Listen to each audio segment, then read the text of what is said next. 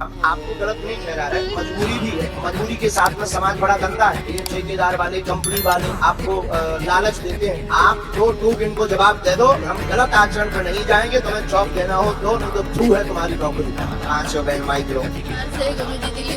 बिहार में कहाँ से हो? पहली बार आई?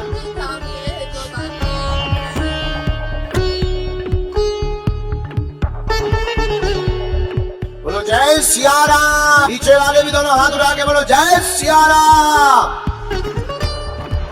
बोलिए क्या समाधान चाहते हैं आप? तुम्हारे किसने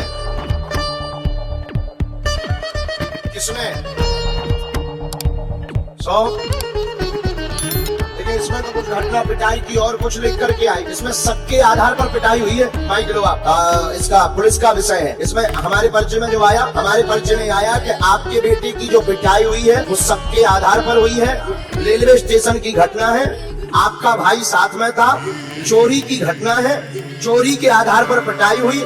मुंह में चोट लगी हुई है, मुंह में मारा गया है। आपका शक ये है कि आपके भाई ने पिटवाया, ऐसा ही है? यही जानने आई? नहीं मारा है, वो उनके पहले वही मारा था। रेलवे स्टेशन पर भाई ने नहीं मारा, अन्य लोगों ने मारा। चोरी के शक में मारा। आप भाई से कलेश न बनाए, गलत है। भाई ने तो बचाने का काम ही किया, उसको भी तो बीच में थप्पड़ पड़े थे, लेकिन वह बाद में फिर भीड़ ज्यादा बढ़ते ही पीछे हो गया। इसलिए आप आपस में कलेश न बनाए। इसका पूरा फैक्ट यह है कि घटना सत्य है, उस पर ज्यादा चिंता न करें। आगे हनुमान जी वाले, ठीक है? गुरुजी गलत है, इल्जाम लगा रहा है सब। घटना तो सही हुई है, लेकिन उसमें द्वंद्व हुआ है। इसके बारे में भी हम निकाल के आपको बता रहे हैं। राम, बालाजी सीताराम। अच्छा, ये कहीं से आ रहे थे वापस कंपनी? कोई काम वाम करते हैं? हाँ, वहाँ से वापस आ रहे थे। एक मिनट का समय नहीं है। राम राम राम।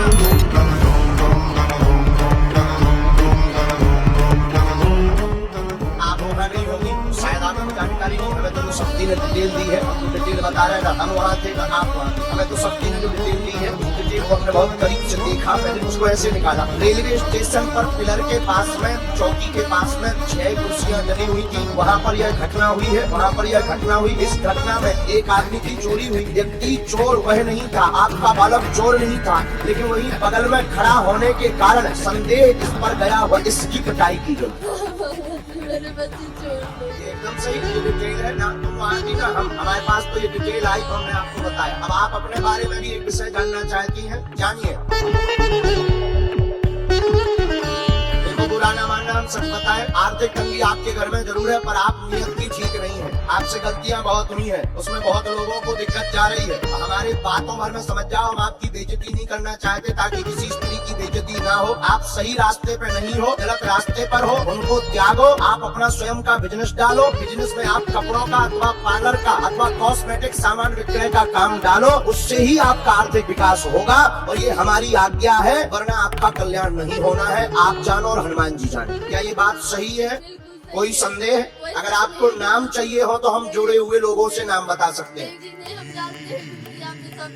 दूसरा, आपका पैसे वाला हम उपाय करवा देंगे। आप अपना स्वयं का कारोबार प्रारंभ करो, जाओ। आज से आपका जीवन जय जय हो जाए, आशीर्वाद है।